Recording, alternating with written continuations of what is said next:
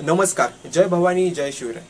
आपल्या महाराष्ट्रात काही राजकीय लोक असं म्हणतात की औरंगजेब हा स्वतःचं राज्य स्थापन करायला इथे आला होता, तो धर्म परिवर्तन करायला आलाच नव्हता. काही लोक असंही म्हणतात की औरंगजेबाने छत्रपती संभाजी महाराजांना ब्राह्मणांच्या सांगण्यावरून मारलं. असं काहीतरी पाचकट आणि थुकरट कारण देतात का?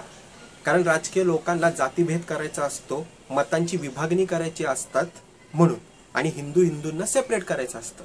पण इतिहासात असे अनेक पुरावे आहेत. औरंगजेब हा स्वतःचं राज्य स्थापन करायला आला होता, पण हिंदू धर्म संपवायला आला होता आणि स्वतःचा इस्लाम धर्म वाढवायला आला होता आणि त्याला हिंदुस्थान हा दारुल इस्लाम करायचा होता. मी तुम्हाला काही उदाहरणं देऊ इच्छितो. पहिलं उदाहरण, वीर गोकुळ जाट हे मथुरेच्या एका गावाचे सरदार होते आणि औरंगजेबाने त्या गावाचा जिजिया कर वाढवला होता.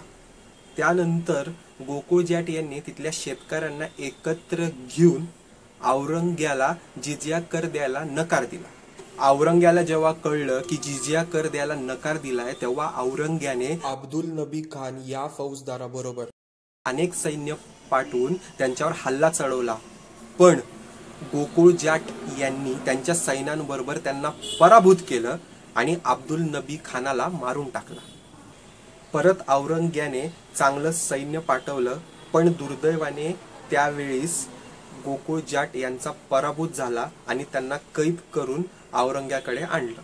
कैद केल्यानंतर औरंग्याच्या आदेशानुसार जाट यांना तुकडे तुकडे करून मारण्यात आलं. त्यांच्या मुलाला मुसलमान धर्मात कन्वर्ट केलं आणि जाट यांच्या मुलीला औरंग्याच्या नोकराबरोबर लग्न लावून दिलं. आलमगिरी इंग्लिश अनुवाद, ज्यामध्ये लिहिलं आहे की औरंगाच्या आदेशानुसार गोकुळ जाट यांना मारलं. दुसरं उदाहरण, शीख धर्माचे 9वे गुरु तेग बहादुरजी.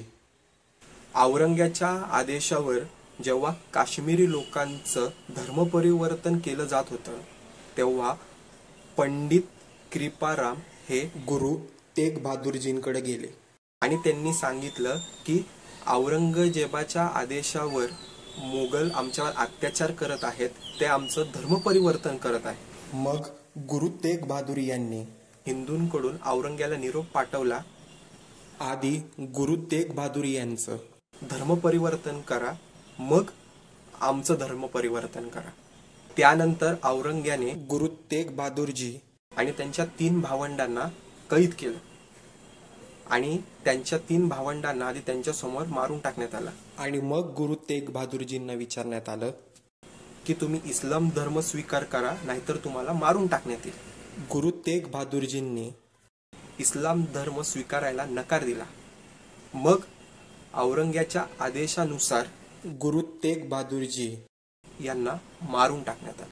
संदर्भ, छत्रपती शिवाजी महाराज झाले नसते तर पुस्तक. गुरु तेग बहादुरजींना औरंगाच्या आदेशानुसार मारलं हे याच्यात दिलेलं आहे. या 2 उदाहरणावरून तुमच्या लक्षात आलं असेल की औरंगजेब फक्त स्वतःचं राज्य स्थापन करायला आला नव्हता, तर तो सर्वांचं धर्म परिवर्तन करून दार उल इस्लाम करायला आला होता, म्हणजे इस्लामिक राष्ट्र करायला आला होता. आणि कोणाला काय शिक्षा द्यायची हे स्वतः औरंगजेब ठरवत होता. त्यामुळे छत्रपती संभाजी महाराजांना मारताना औरंगजेबाच्या आदेशानुसार मारले.